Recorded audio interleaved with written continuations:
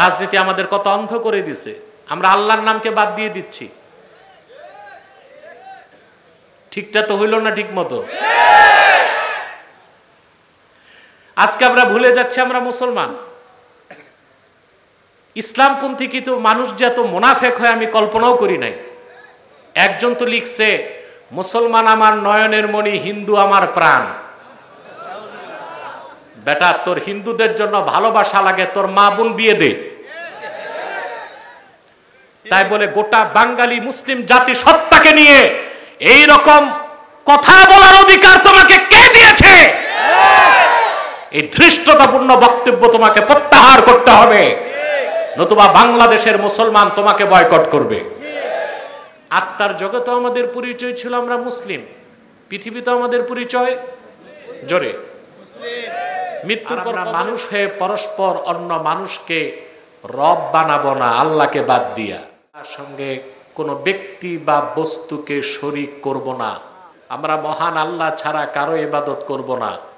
আল্লাযী আরসালাহু বিল হাক্কি বাশীরান ওয়া নাযীরা ওয়া দাঈয়ান ইলাল্লাহি বিইذনিহি ওয়া সিরাজাম মুনীরা।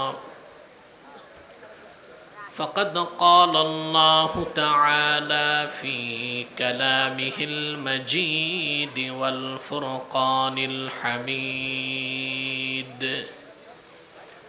أعوذ بالله من الشيطان الرجيم. بسم الله الرحمن الرحيم.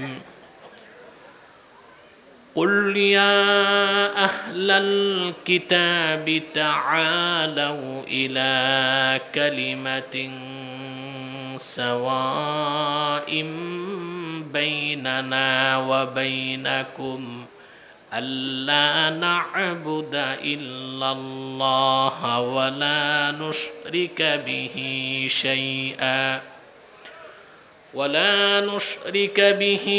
شيئا ولا يتخذ بعضنا بعضا أربابا من دون الله فإن تولوا فقولوا اشهدوا بأننا مسلمون. صدق الله العظيم وصدق رسوله النبي الكريم ونحن على ذلك من الشاهدين والشاكرين والحمد لله رب العالمين.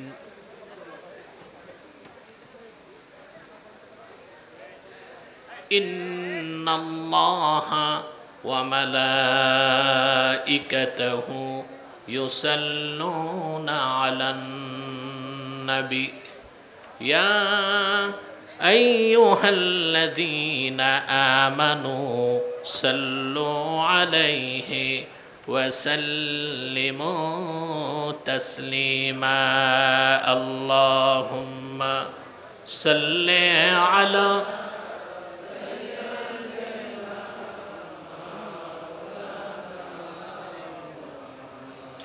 وعلى آل سيدنا مولانا محمد.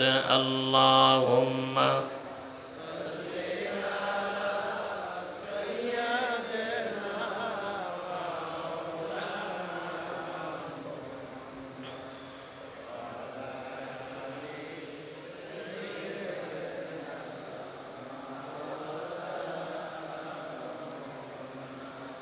فهو الذي تم معناه وصورته ثم اصطفاه حبيبا بارئ النسم. اللهم পিছনে করেন চল, সাউন্ড আরেকটু বাড়বে কিন্তু ডবল না হয়, ইকো থাকবে না, সফট করে দাও।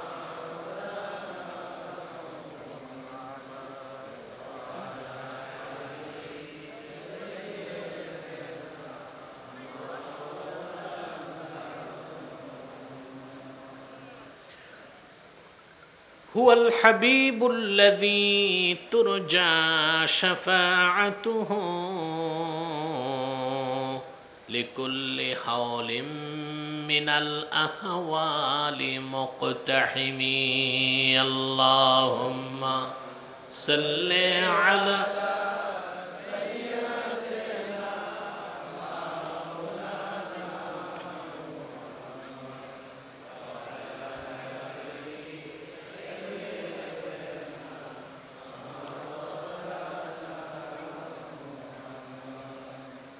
मदीने की हवा से जन्नती बू आती है, खा के पाके मदीना में नूर जन्नत चमकती है। अल्लाहुम्मा सल्ले अला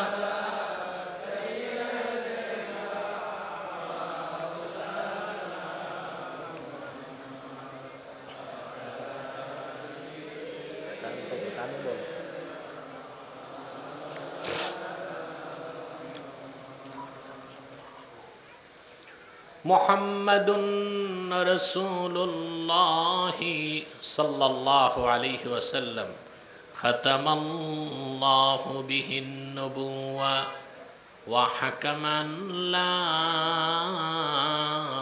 नबिय्य बअदहु बलगल उला बिकमालिही हसनत जमीअ खिसालिही।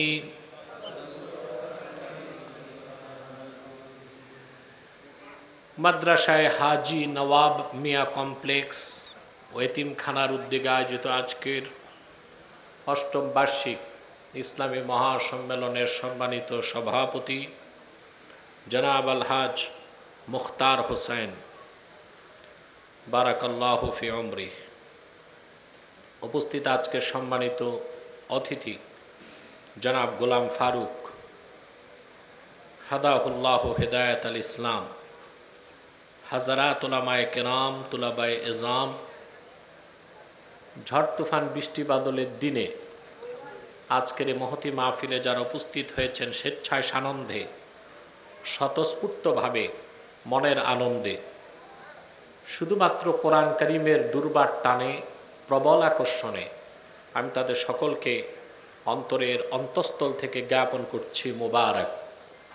সবটুকুন শুকরিয়া আল্লাহ সুবহানাহু ওয়া তাআলার জন্যে, যিনি আজকের বরকতপূর্ণ মাহফিলে আমাদেরকে আসার বসার তৌফিক মেহেরবানি করে ভিক্ষা দান করেছেন। সেজন্য আসুন আমরা সকলে একবার অবনত চিত্তে হৃদয়ের আবেগ অনুভূতি উজাড় করে সমবেত কণ্ঠে বলি আলহামদুলিল্লাহ।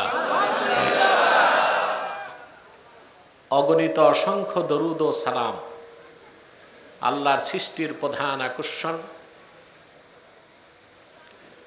আল্লাহর সৃষ্টির প্রধান আকর্ষণ বিশ্বসভার সভাপতি, সকল নবী রাসূলগণের মাথার তাজ, শামসুল হিদায়াত, বদরুদ্দুজা, সৈয়দুস সাকালাইন, ইমামুল মুরসালিন, খাতামুন নবিয়্যিন অল মুরসালিন, আফতাবে নবুওয়াত, শাহনশাহে রিসালাত, সরকারে দো জাহাঁ, সুলতানুল মদিনা, নবিয়ুল আম্বিয়া, হুজুরে আকরম, নূরে মুজস্সম, নূরুন আলা নূর, সৈয়দিনা হাবিবিনা শফিঈনা মাওলানা মুহাম্মদ সাল্লাল্লাহু আলাইহি ওয়াসাল্লামার উপর আল্লাহ তাবারাকা ওয়া তাআলা যাকে আজ থেকে প্রায় ১৫০০ বছর আগে প্রেরণ করেছেন, সর্বশ্রেষ্ঠ ও সর্বশেষ নবী ও রাসূল হিসেবে, যার পরে আজ পর্যন্ত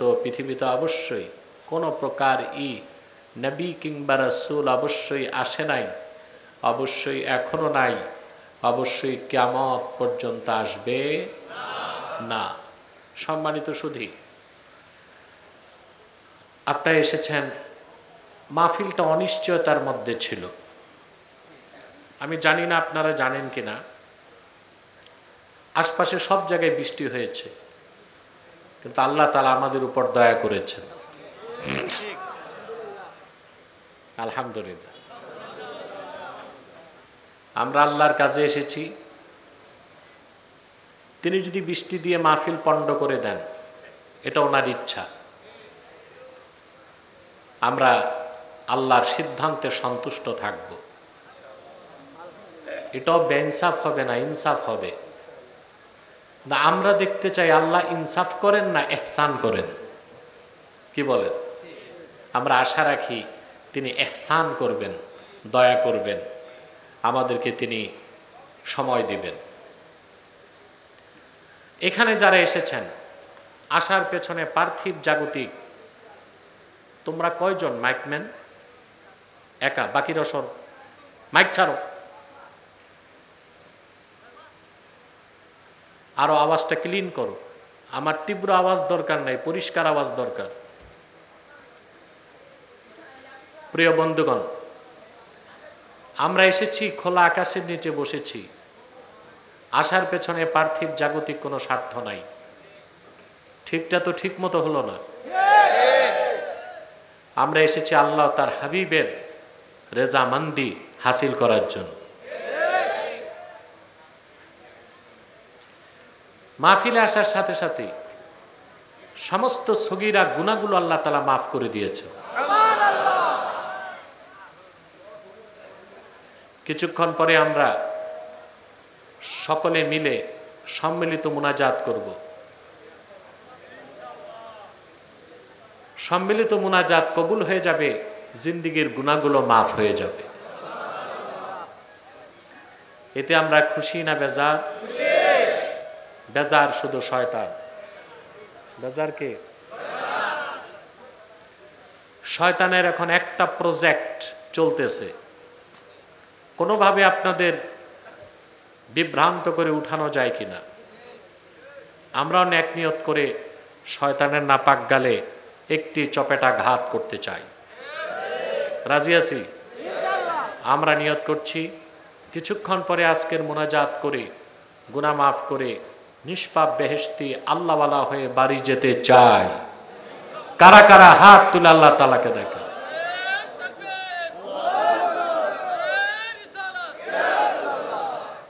আল্লাহ কবুল করুক, আল্লাহ মঞ্জুর করুক, বলুন আল্লাহুম্মা আমিন। আজকে আমরা তেলাওয়াত করেছি সূরা আলে ইমরান থেকে ৬৪ নম্বর আয়াত। এই আয়াতটিকে কেন্দ্র করে আমি কিছু কথা আপনাদের সামনে তুলে ধরার চেষ্টা করব, আপনাদের ইহকালীন কল্যাণ এবং পারলৌকিক মুক্তির জন্যে। আসুন তেলাওয়াতের মাধ্যমে শুরু করছি। আমার সঙ্গে আপনারাও পড়ুন, যেন প্রতিটি অক্ষরের নূরকে আল্লাহ তাআলা আমাদের বুকে সিনায় বিকশিত করে দেন। পড়ুন। আউযু বিল্লাহি মিনাশ শাইতানির রাজীম। বিসমিল্লাহির রাহমানির রাহিম। قل يا أهل الكتاب تعالوا إلى كلمة سواء بيننا وبينكم ألا نعبد إلا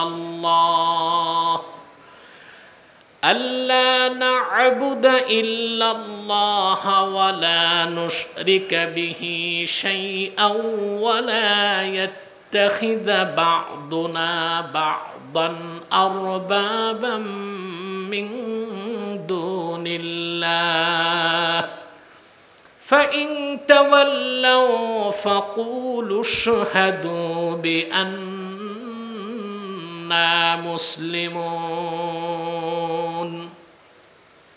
আল্লাহ তাআলা সূরা আলে ইমরানে ৬৪ নম্বর আয়াতে তার হাবিব মুহাম্মদ সাল্লাল্লাহু আলাইহি সাল্লামের উপর অবতীর্ণ কোরআনে আপন হাবিবকে ডেকে বলেন, কুল ইয়া আহলাল কিতাব, মুহাম্মদ সাল্লাল্লাহু আলাইহি ওয়াসাল্লাম আপনি বলুন, হে আহলে কিতাব, তাআলাউ ইলা কালিমাতিন সাওয়াইন বাইনানা ওয়া বাইনাকুম, আসো একটি কথায়, যে কথাটি আমরা এবং তোমরা সমানভাবে বিশ্বাস করতে পারি। যে কথায় কোনো মানুষের দ্বন্দ্ব থাকতে পারে না। সেটা কোন কথা? আল্লাহ না'বুদা ইল্লাল্লাহ, আমরা মহান আল্লাহ ছাড়া কারো ইবাদত করব না। ওয়ালা নুশরিকা বিহি শাইআ, আল্লাহর সঙ্গে কোনো ব্যক্তি বা বস্তুকে শরীক করব না। ওয়ালা ইয়াত্তাখিযা বা'দুনা বা'দান আরবাবাম মিন দুনিল্লাহ, আর আমরা মানুষ হয়ে পরস্পর অন্য মানুষকে রব বানাবো না আল্লাহকে বাদ দিয়া। ফাইন তাওয়াল্লাউ ফাকুলু আশহাদু বিআন্না মুসলিমুন, আহলি কিতাবরা যদি এ কথা না মানে, তাওহীদের এই মূল বক্তব্য, ঈমানের এই মূল কথা থেকে যদি তারা মুখ ফিরিয়ে নেয়, উম্মতে মুহাম্মাদি তোমরা বলে দাও, আহলে কিতাব তোমরা সাক্ষী থাকো, আমরা মুসলমান। আমরা কি? আমাদের সবচেয়ে বড় পরিচয় না বাংলাদেশি, জাতীয়তাবাদী, বাঙালি? আমরা কি? আমাদের প্রিন্সিপাল আইডেন্টিটি, মূল পরিচয় হচ্ছে আমরা মুসলমান। আমাদের সভ্যতা ও সংস্কৃতির মূল ভিত্তি এটা যে আমরা মুসলমান। এটি আমাদের সবচেয়ে বড় পরিচয়, ঠিক কিনা? আমরা তো জন্ম নিয়েছি মুসলিম হিসেবে। কি হিসেবে? প্রত্যেকটা মানব সন্তান জন্ম নেয় ফিতরতের উপর, মুসলিম হয়ে। পরবর্তীতে সে হয় ইহুদি হয়, খ্রিস্টান হয়, মাজুসি হয়, অগ্নি পূজারী হয়, কাফের হয়, বেঈমান হয়, মুশরিক হয়, ঠিক না? আল্লাহর হাবিব ইরশাদ করেছেন, কুল্লু মাউলুদিন ইউলাদু আলাল ফিতরাহ ফাআবাওয়াহু ইউহাউইদানিহি আও ইউনাসসিরানিহি আও ইউমাজ্জিসানিহি, প্রত্যেক মানব সন্তান মুসলিম হিসেবে জন্ম নেয়, আল্লাহর আনুগত্যশীল বান্দা হিসেবে জন্ম নেয়। পরবর্তীতে তার পিতামাতা তাকে খ্রিস্টান বানায়, ইহুদি বানায়, অগ্নি পূজারী বানায়, বেদিন বেঈমান বানায়। আত্মার জগতে আমাদের পরিচয় ছিল আমরা মুসলিম, পৃথিবীতে আমাদের পরিচয় জোরে, মৃত্যুর পর কবরে পরিচয়। ওখানে 3টা প্রশ্ন, এর মধ্যে একটা প্রশ্ন থাকবে ওমা দীনুক, তোমার দিন কি? তার মানে আমি মুসলিম, এই পরিচয়টাই আমার মুক্তির মূল কারণ হবে। নাকি ওখানে জিজ্ঞেস করা হবে তুমি কোন দেশি, কোন সংস্কৃতির, কোন সভ্যতার, জাতীয়তাবাদী না ধর্মনিরপেক্ষতাবাদী, বাঙালি না বাংলাদেশি, এসব কোনো পরিচয় থাকবে? সেখানে আমার পরিচয় কি? মুসলিম। হাসরে আমার পরিচয় মুসলিম। শুধু রাজনৈতিক ধান্দার স্বার্থে যারা বিজাতিদেরকে সন্তুষ্টি করতে মুসলিম পরিচয় ভুলে যেতে চায়, তারা জাতীয় মুনাফিক ও গাদ্দার ছাড়া কিছু হতে পারে না। আজকে আমরা রাজনীতি আমাদের কত অন্ধ করে দিছে, আমরা আল্লাহর নামকে বাদ দিয়ে দিচ্ছি। ঠিকটা তো হইল না ঠিক মতো? আজকে আমরা ভুলে যাচ্ছি আমরা মুসলমান। ইসলামপন্থী কিন্তু মানুষ যে এত মুনাফিক হয় আমি কল্পনাও করি নাই। একজন তো লিখছে, মুসলমান আমার নয়নের মণি, হিন্দু আমার প্রাণ। বেটা, তোর হিন্দুদের জন্য ভালোবাসা লাগে, তোর মা বোন বিয়ে দে। তাই বলে গোটা বাঙালি মুসলিম জাতি সত্তাকে নিয়ে এই রকম কথা বলার অধিকার তোমাকে কে দিয়েছে? এই ধৃষ্টতাপূর্ণ বক্তব্য তোমাকে প্রত্যাহার করতে হবে, নতুবা বাংলাদেশের মুসলমান তোমাকে বয়কট করবে। আমাদের সবচেয়ে বড় পরিচয় আমরা মুসলমান। এই পরিচয় কে শিখাইছে? আল্লাহ বলে দিয়েছেন, আহলি কিতাব যদি এই কথা না মানে, ফাকুলু আশহাদু বিআন্না মুসলিমুন, উম্মতে মুহাম্মাদি তোমরা বলে দাও, তোমরা সাক্ষ্য থাকো আমরা মুসলমান। এই পরিচয় ভোলা যাবে? বাদ দেওয়া যাবে না। এখন আসুন আমরা একটু ব্যাখ্যা শুনি। আল্লাহর হাবিবকে আল্লাহ বলেছেন আহলি কিতাবকে ডাক দিন। আহলি কিতাব কারা? প্রশ্ন আসে না? আহলি কিতাব দিয়ে উদ্দেশ্য হচ্ছে ইহুদি এবং খ্রিস্টান, যাদেরকে কিতাব দেওয়া হয়েছিল। নবী মুসার অনুসারী বনি ইসরাইল আর নবী ঈসার অনুসারী বনি ইসরাইল, তাদেরকে বলা হয় আহলি কিতাব। তো বর্তমান ইহুদি খ্রিস্টানদেরকে আহলি কিতাব বলার কোনো সুযোগ নাই। কেন বললাম? হানাফি মাযহাব মতে কোনো মুসলিম আহলি কিতাবের কোনো মেয়েকে বিয়ে করতে পারে না। বুঝি আমার দেশের যুবকরা ইউরোপ আমেরিকায় যে খ্রিস্টান মেয়েদের বিয়ে করতেছে, জিজ্ঞেস করলে বলে ওরা তো আহলি কিতাব না। বর্তমান ইহুদি খ্রিস্টান আর আহলি কিতাব এক বিষয় না। আহলি কিতাব কারা? আল্লামা বদরুদ্দিন আইনি উমদাতুল কারিতে ব্যাখ্যা করেছেন, আল্লাযীনা সাদ্দাকু বিত-তাওরাতি ওয়াল ইনজিল, যারা তাওরাত কিতাব বিশ্বাস করে, যারা ইনজিল কিতাব বিশ্বাস করে, তারাই আহলি কিতাব। তারা কি? আহলি কিতাবরাও অমুসলিম এবং কাফের, কিন্তু তাদের ক্ষেত্রে বিধান ছিল যে মুসলিম আহলি কিতাব মেয়েকে বিয়ে করতে পারে। কিন্তু বর্তমানে পৃথিবীতে আহলি কিতাব নাই, কারণ তাওরাতও নাই, ইনজিলও নাই, আহলি কিতাবও নাই। যা আছে এরা সব ইহুদি খ্রিস্টান মুশরিক ছাড়া আর কিছুই নয়। পৃথিবীতে এত জাতিগোষ্ঠী থাকতে কোরআন কারিমে আহলি কিতাবকে কেন আহ্বান করা হলো? ইবাদতের কথা। সকল অমুসলিমদের বুদ্ধিভিত্তিক নেতৃত্ব দেয় ইহুদি এবং খ্রিস্টানরা। অমুসলিম সম্প্রদায় ভিন্ন ভিন্ন, কিন্তু মূল নেতৃত্বে কারা? ইহুদি এবং খ্রিস্টান, যাদের পূর্বপুরুষ ছিল আহলে কিতাব। আল্লাহ রাব্বুল আলামিন তার হাবিবকে বলেন, আহলি কিতাবদেরকে ডাক দিয়ে বলুন, তাআলাউ ইলা কালিমাতিন সাওয়াইম বাইনানা ওয়া বাইনাকুম আল্লা না'বুদা ইল্লাল্লাহ। মুহাম্মদ সাল্লাল্লাহু আলাইহি সাল্লাম আপনি বলুন, এসো হে আহলি কিতাব, একটি কথায় আমরা ঐকমত্য স্থাপন করি, যে কথাটা আমরাও মানি তোমরাও মানতে পারো। কি সেই কথা? সেই কথা হলো আল্লা না'বুদা ইল্লাল্লাহ, আমরা একমাত্র ইবাদত করব আল্লাহর, আল্লাহ ছাড়া কারো ইবাদত করব না। মানুষ হিসেবে আমার সৃষ্টির মূল উদ্দেশ্য তো এটাই। আল্লাহ মানুষ সৃষ্টি করছেন, উদ্দেশ্য ছিল না? কথা বলেন। যারা বস্তুবাদী, যারা প্রকৃতিবাদী, যারা অ্যাথিস্ট, যারা নাস্তিক, যারা পরকালে অবিশ্বাসী, তাদের দৃষ্টিতে মানুষ এমনেমনে হয়ে গেছে। এমনেমনে কিছু হয়? বিনা কারিগরি কিছু হইতে পারে? বিনা চালকি কিছু চলতে পারে? অতএব এমনেমনে সব হয়ে গেছে। ন্যাচারাল সিলেকশন, প্রকৃতির নির্বাচন হচ্ছে সৃষ্টি, প্রকৃতির নির্বাচন হচ্ছে মানুষ। এমনেমনে সব হয়ে গেছে, এই কথার চেয়ে অবৈজ্ঞানিক অযৌক্তিক গাঁজাখুরি আর কথা নাই। কিন্তু নাস্তিকরা এগুলো বিশ্বাস করে, আর তারা নিজেদের পরিচয় দেয় তারা স্মার্ট, প্রগতিশীল এবং আধুনিক, কিন্তু তাদের বিশ্বাস হচ্ছে অযৌক্তিক, অবৈজ্ঞানিক, কুসংস্কারচ্ছন্ন বিশ্বাস। বিনা কারিগরি কিছু হতে পারে না? পারে। বিনা কারিগরি যেমন কিছু হয় না, বিনা চালকে কিছু চলতেও পারে না।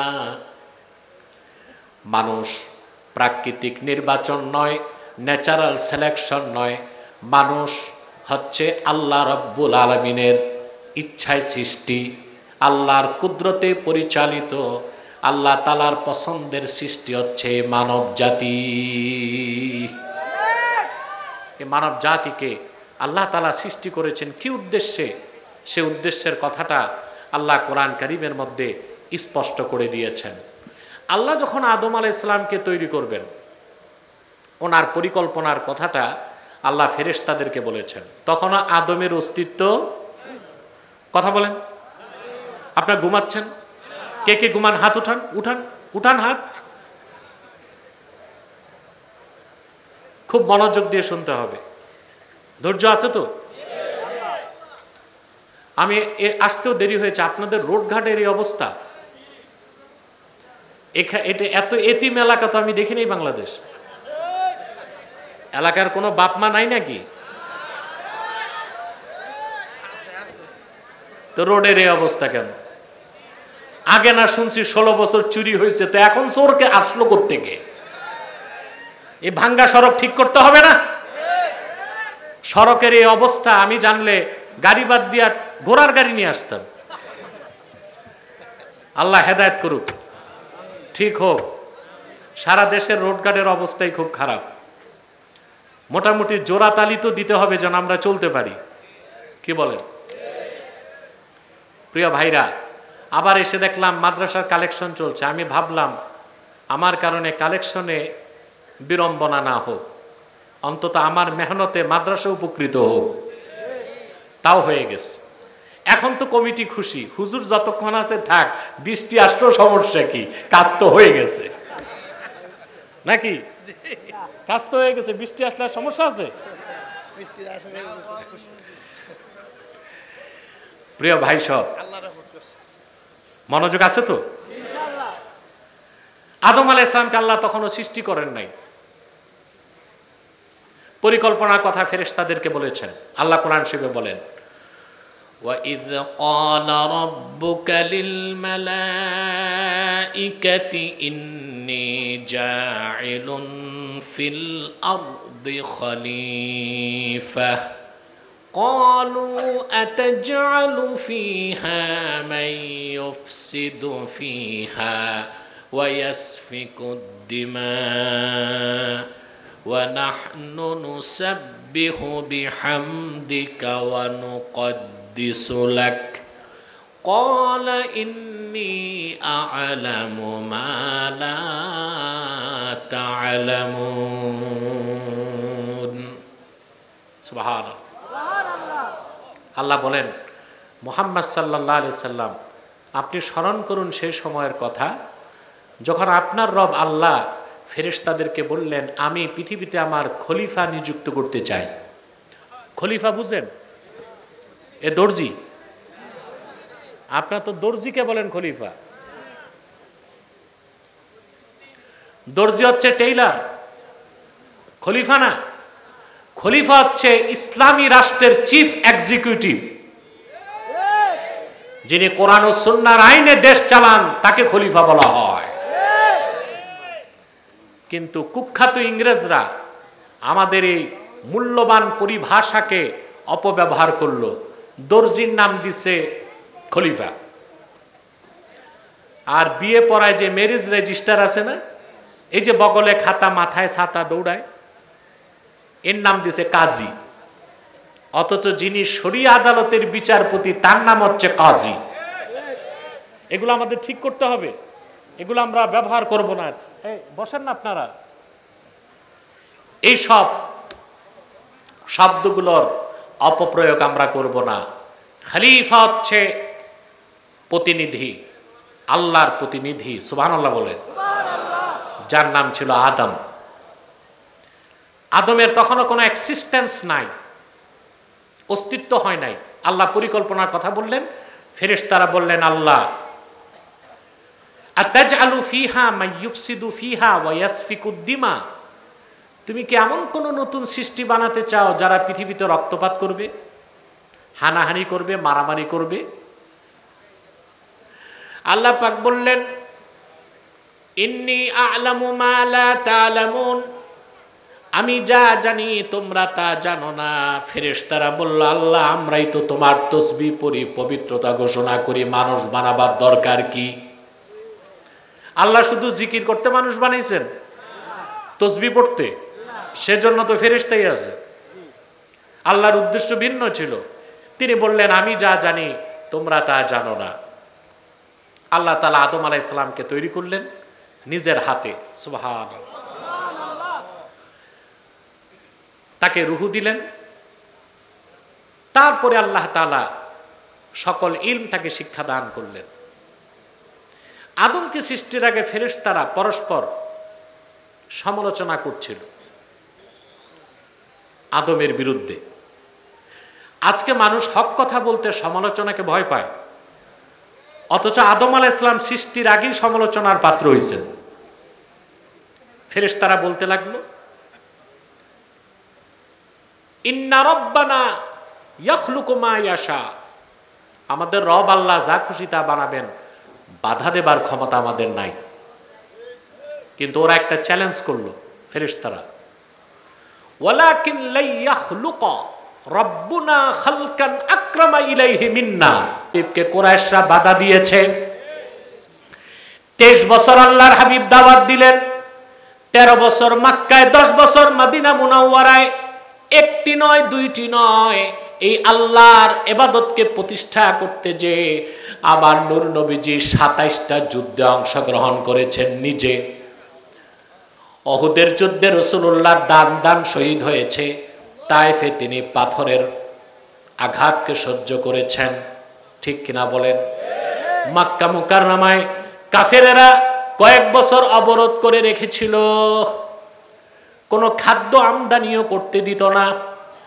যারা ঈমান এনেছিল মক্কায়, আল্লাহর হাবিবের জলিলুল কদর সাহাবী, অনেকেই সিরাতের কিতাবে বর্ণনা এসেছে, সাহাবায়ে কেরাম পশুর চামড়া পানিতে ভিজায়া চাটতেন ক্ষুধা নিবারণের জন্য, গাছের বাকলা সিদ্ধ করে পানি খেতেন। এত দ্বন্দ্ব কেন হলো, এত সংঘাত কেন হলো? আল্লাহর হাবিব কালেমার দাওয়াত দেবার আগে কুরাইশদের সাথে তো আল্লাহর হাবিবের কোনো দ্বন্দ্বই ছিল না। দ্বন্দ্ব ছিল নাকি? কুরাইশরা কি নাস্তিক ছিল? কথা বলে না, কান পেতে শুনেন। আবু জেহেল, উতবা, সাইবা, আবু লাহাব, কুরাইশ কাফেররা কি নাস্তিক ছিল? স্রষ্টায় বিশ্বাস করত? জি। স্রষ্টাকে বিশ্বাস করত, আল্লাহকে বিশ্বাস করত। দ্বন্দ্বটা কোথায় ছিল? এক আল্লাহর ইবাদত করব এটা মানতো না, কিন্তু আল্লাহকে বিশ্বাস করত তারা। এই কোরআন কারিমে আল্লাহ তাআলা বলেন, এভাবে বলা যাবে না আমার ভাইয়েরা। আবু জাহেল, উতবা, সাইবা, আবু লাহাব, তারা কেউ নাস্তিক ছিল না। কুরাইশ বংশের প্রত্যেকটা মানুষ ছিল আস্তিক। আল্লাহ কোরআন কারীমের মধ্যে বলেন, ওয়ালা ইন সাআলতাহুম মান খালাকাস সামাওয়াতি ওয়াল আরদা ওয়া সাখখারাশ শামসা ওয়াল কমারা লা ইয়াকুলুন্নাল্লাহ। আল্লাহ পাক বলেন, মুহাম্মদ সাল্লাল্লাহু আলাইহি ওয়াসাল্লাম, আপনি যদি তাদেরকে জিজ্ঞেস করেন এ আকাশ ও জমিনকে কে সৃষ্টি করেছেন, চাঁদ আর সূর্যকে কে উদিত করেন, আর অস্তে নিয়ে যান, কাফেরেরা বিনা বাধায় জবাব দিবে, যিনি এসব কিছু সৃষ্টি করেছেন আর পরিচালনা করেন তিনি হচ্ছেন আল্লাহ রাব্বুল আলামিন। ওরা আল্লাহকে বিশ্বাস করত। আল্লাহকে, তাহলে আল্লাহর সাথে আবার 360টা দেবদেবীর পূজা কেন করতো? করতো না? সমস্যা ওখানে, সমস্যা ছিল ওরা একটা জবাব দিয়েছে।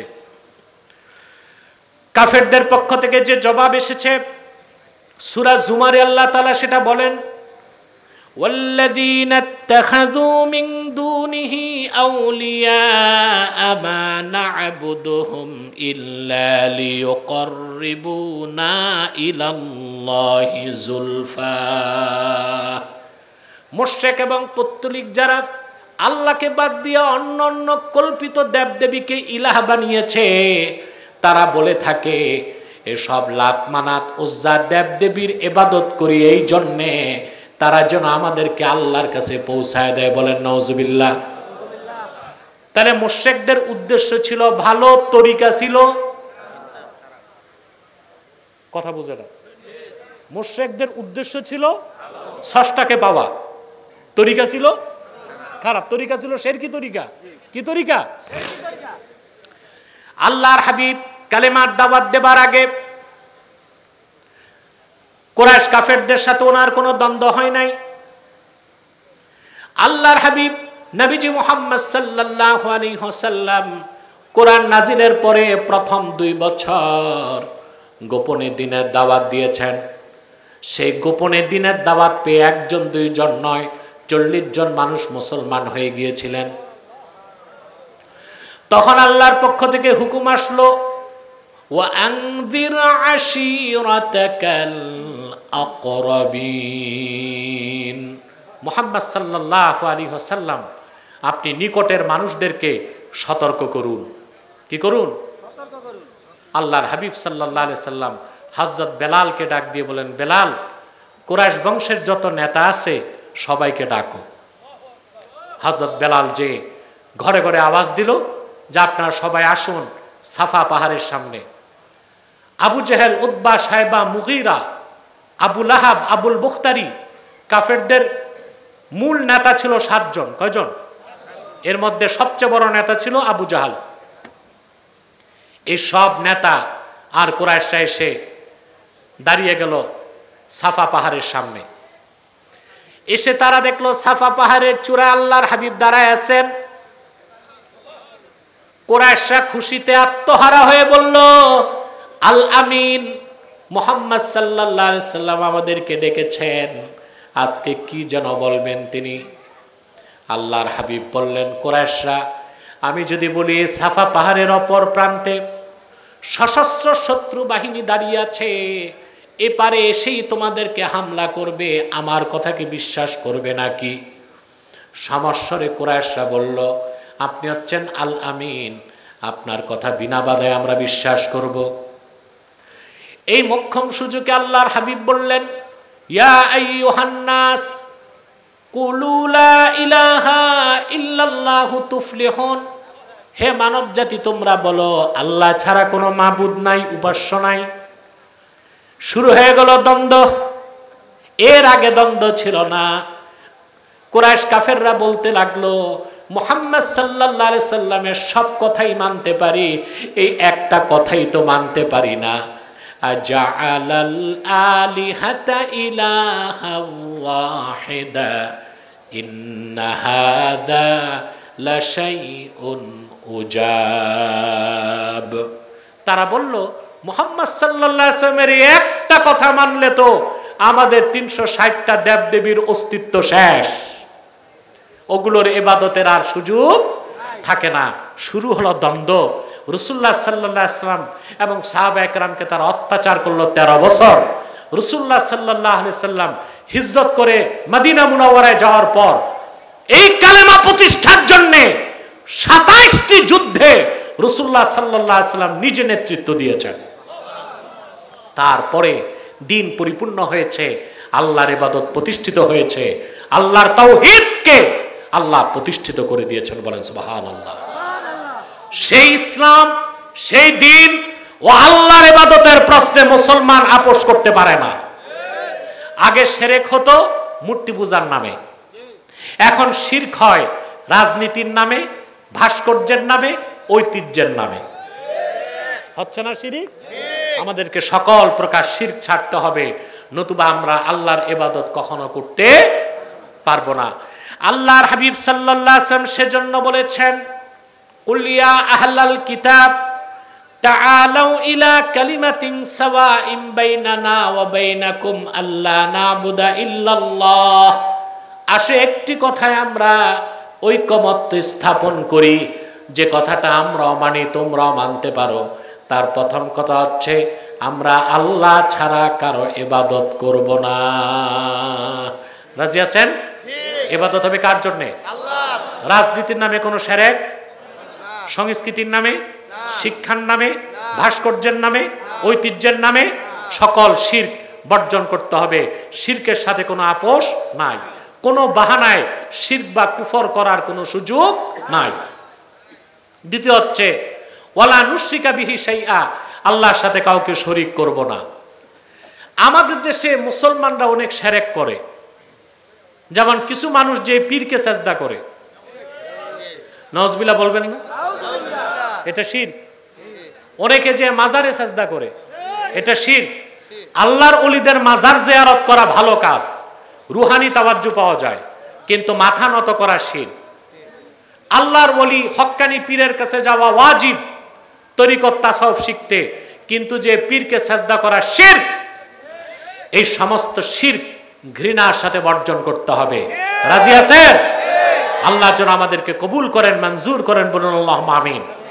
৩ নাম্বার কথা, ওয়ালা ইয়াত্তাখিযা বা'দুনা বা'দান আরবাবাম মিন দুনিল্লাহ, আমরা মানুষ হয়ে আল্লাহকে বাদ দিয়া অন্য মানুষকে রব বানাবো না। এটা খুব কঠিন পরীক্ষা। এই পরীক্ষায় আমরা উত্তীর্ণ হতে পারছি না দুঃখজনক ভাবে। বলেন নাউজুবিল্লাহ। আল্লাহকে বাদ দিয়া মানুষ মানুষকে রব কিভাবে বানায়, প্রশ্ন আসে না? এই আয়াত নাজিলের পর মদিনা মুনাওয়ারাতে ইহুদি ধর্মের সবচেয়ে বড় আলেম ছিল আব্দুল্লাহ ইবনে সালাম। উনি ইসলাম গ্রহণের পর আল্লাহর হাবিবের খেদমতে এসে বললেন, ইয়া রাসূলুল্লাহ সাল্লাল্লাহু আলাইহি ওয়াসাল্লাম, ইহুদি বা খ্রিস্টানরা, আহলি কিতাব যারা, ওরা তো আল্লাহকেই রব মানে, মানুষকে তো রব মানে না। আল্লাহ এটা বলছেন কেন? আল্লাহর হাবিব প্রশ্ন করেছেন, তোমাদের ইহুদি কিংবা খ্রিস্টানদের মধ্যে পাদ্রী এবং পুরোহিত যেটাকে হালাল বলে, তোমরা সেটা হালাল বলে মানো? বলে জি। পাদ্রী পুরোহিত যেটারে হারাম বলে, তোমরা হারাম হিসেবে মানো? বলে জি। আল্লাহর হাবিব বললেন, এটাই হলো আল্লাহকে বাদ দিয়া মানুষ হয়ে মানুষকে রব মানা। কারণ কোনটা হালাল কোনটা হারাম, কোনটা জায়েজ কোনটা না জায়েজ, বিধান বা আইন দেবার মালিক শুধুই আল্লাহ। বিধান দেবার মালিক কে? আইন দেবার মালিক কে? আর আমরা কি আল্লাহর এই বিধানটা মানতে পারতেছি? জি না। যেমন আসেন, আপনারা সব কয়েক লক্ষ মানুষ ভোট দিয়ে একজন নেতা বানান একটা আসনে, ঠিক না? কথা বলে না? এখন তো পুরান নিয়ম বাদ দিয়া পিয়ার পদ্ধতি চাচ্ছে অনেকে। এক্ষেত্রে আমার একটা ফতোয়া আছে, দেখবেন আপনারা। আমি দলীয় স্বার্থ চিন্তা করি না, আমি জাতির স্বার্থ চিন্তা করি। প্রপোর্শনাল রিপ্রেজেন্টেশনে অনেক সমস্যা আছে। একটা বড় সমস্যা হচ্ছে, এখানে প্রায় 1 কোটির উপর হিন্দু ভোট আছে। এই লোকগুলো প্রচুর পরিমাণ আসন নিয়ে সংসদে চলে যাবে। যারা পার্বত্য চট্টগ্রামকে স্বাধীন করতে চায়, উপজাতি, তাদের প্রচুর সদস্য সংসদে চলে আসবে। এগুলো আমাদের সমস্যাগুলো দেখতে হবে না? এই জন্য আমি শরিয়ার দৃষ্টিকোণ থেকে একটা ফতোয়া দিয়েছি। মোটামুটি জাতির সব লোকই এটাকে সমর্থন করেছে এবং মেনে নিয়েছে, আলহামদুলিল্লাহ। এখন মনে করেন কয়েক লক্ষ লোক মিলে একজন এমপি বানালেন। এমপি কেন বানালেন? সে হচ্ছে আপনাদের আইন প্রণেতা। সে কি? এখন সংসদে চলে গেল 300 এমপি, ঠিক না? একটা বিল উঠলো, বুঝলেন? বিল উঠার পর স্পিকার জিজ্ঞেস করলো, এই বিলের পক্ষে কে কে? তখন দেখা গেল অধিক সংখ্যক লোক বলল হ্যাঁ। স্পিকার বলবে হ্যাঁ জয়যুক্ত হয়েছে, হ্যাঁ জয়যুক্ত হয়েছে, হ্যাঁ জয়যুক্ত হয়েছে। এটা আইন হয়ে গেল। 16 কোটি মানুষ এটাকে আইন হিসেবে মানতে বাধ্য। অথচ মানুষ এটার ক্ষমতা রাখে না। মুসলমান আইনের উৎস হিসেবে নিবে আল কোরআনকে, ঠিক কিনা? সুন্নাহকে। তারপরে আপনারা এই যে তারা আইন তৈরি করলো, আপনারা আইন মেনে নিলেন, এটা এক প্রকার রাজনৈতিক শিরক। এটা হচ্ছে মানুষ আল্লাহকে বাদ দিয়া অন্য মানুষকে রব বানানো। শুধু তাই না, এর চেয়ে জঘন্য কাজ আমরা করি। আল্লাহ যেটা হালাল করছেন আমরা সংসদে হারাম করি, আল্লাহ যেটা হারাম করছেন আমরা সংসদে হালাল করি। এটা হয় আমাদের মধ্যে? হচ্ছে। আল্লাহ হালাল করছেন বিয়ে করো, আল্লাহ কোনো বয়স দেন নাই। আল্লাহর পক্ষ থেকে নির্দেশ বালেগ বালেগা, বালেগ ম্যাচিউরড ফিমেল, ম্যাচিউরড মেল। বিয়ে চলবে কি না? আরে ভাই, চলবে বলেই তো বালেগ হয়েছে, চলবে বলেই তো বালেগা হয়েছে। আল্লাহ নির্দেশ দিচ্ছেন ফানকিহু মা তাবা লাকুম মিনান নিসাই মাসনা ওয়া সুলাসা ওয়া রুবা। তোমরা তোমাদের পছন্দের মেয়েদের বিয়ে করো 2টা, পারলে লাগলে 3টা, পারলে লাগলে 4টা। ওয়া ইন খিফতুম আল্লাহ তা'দিলু ফাওয়াহিদা। আর যদি একাধিক স্ত্রীর মধ্যে ইনসাফ করতে পারবা না ভয় থাকে, তাহলে একটা। আমাদের দেশে অনেক বক্তা বা মৌলবী সাহেব বলে 4 বিয়ে করা সুন্নত। এটা কোরআন হাদিসের কোথাও নাই। 4 বিয়ে করা সুন্নত না, 4 বিয়ে করা জায়েজ, কিন্তু শর্ত পূরণ করতে হবে। শর্ত কি করতে হবে? দোনো স্ত্রীকে সমান খোরাক, দোনো স্ত্রীকে ফিজিক্যাল রিলেশন হইতে হইব সমান। 2 বউ যার, 3.5 দিন বড় বউ, 3.5 দিন ছোট বউ। তা আপনাদের বাংলাদেশের মানুষ দ্বিতীয় বিয়ে করার পর বছর চলে যায়, বড় স্ত্রীর খবর নেয় না। ওই রকম নাদানের জন্য 2 বিয়ে করা জায়েজ? কথা বলেন, জায়েজ? 3 বিয়ে, 4 বিয়ে? ওটা একটাই সামলাইতে পারে না, একটাই তো সামলাইতে পারে না, বুঝলেন?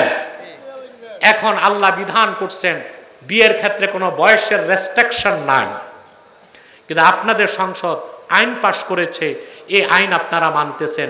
ছেলের বয়স যদি 21 না হয় আর মেয়ের বয়স যদি 18 না হয়, এই বিয়ে প্রচলিত আইনে বাল্য বিবাহ, এর চেয়ে হারাম কাজ আর কোনোটা নাই।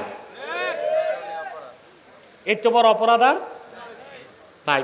শুধু সমস্যা একটাই, ছেলের বয়স 21 হয় নাই, মেয়ের বয়স 18 হয় নাই।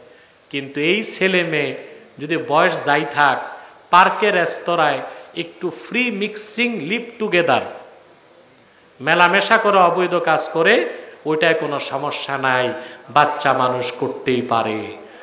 শুধু বয়সের হেরফেরে বিয়ের মতো হালাল কাজকে আইন দিয়া হারাম বানাইছে, আর জেনার মতো হারাম কাজকে আইন দিয়া কি বানাইছে? হালাল বানাইছে। তাহলে আপনারা আল্লাহকে রব হিসেবে মানতে পারেন নাই, মানুষ হয়ে আল্লাহকে বাদ দিয়া অন্য মানুষকে আপনারা রব বানাচ্ছেন, বলেন নাউজুবিল্লাহ।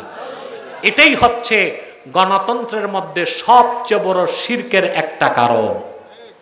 কথা বুঝতে পারছেন? আপনারা খেলাফত প্রতিষ্ঠার আগে যারা গণতন্ত্র চর্চা করেন, গণতন্ত্রটাকে মডিফাই করেন। কি করেন? জায়েজে আনেন, জায়েজ করেন, মডিফাই করেন। আদর্শ তো খেলাফত, এটাকে তো মডিফাই করা যায়। মডিফাই হচ্ছে নির্বাচনী পদ্ধতিটাকে পরিবর্তন করতে হবে। গণতান্ত্রিক নির্বাচনী পদ্ধতিতে ঢাকা বিশ্ববিদ্যালয়ের ভাইস চ্যান্সেলরের ভোটের যেই দাম, আপনাদের তিতাস বা হোমনার একটা মুচির ভোটের সেই দাম। এই নির্বাচনে মাথা গণনা করা হয়, কোয়ান্টিটি দেখা হয়, কোয়ালিটি কথা বলে না। আরে মিয়া বুঝুনি কথা। ভাইস চ্যান্সেলরের ভোটের যে দাম, মুচির ভোটের, এখানে দেখা হয় না কার মাথার কি কোয়ালিটি, এখানে মাথা গণনা করা হয়। এটাকে আমরা পরিবর্তন করতে পারি, শিরিক থেকে কুফর থেকে জায়েজে আনতে পারি, কিন্তু এই চিন্তাটা তো থাকতে হবে। খেলাফা প্রতিষ্ঠার আগে গণতন্ত্র চর্চা ওজোর হিসেবে করলেও সেটাকে মডিফাই করতে হবে, যেন তা থেকে শিরক আর কুফরগুলোকে বাদ দেওয়া যায়। পৃথিবীর যে দেশগুলো গণতান্ত্রিক পদ্ধতিতে নির্বাচন করে উন্নতি লাভ করেছে, ওই প্রত্যেকটা দেশ গণতন্ত্রকে মডিফাই করছে, আইনকে মডিফাই করছে। গণতন্ত্রকে কি করছে? মডিফাই করছে। আইনকে কি করছে? মডিফাই করছে। আপনাদের পাশে একটা দেশ সিঙ্গাপুর, গেছেন সিঙ্গাপুর? কথা বলেন, ঘুরতে গেছেন নাকি? সিঙ্গাপুরকে বলা হয় most richest and cleanest state in the world. এই পৃথিবীর সবচেয়ে পরিষ্কার দেশগুলোর একটা।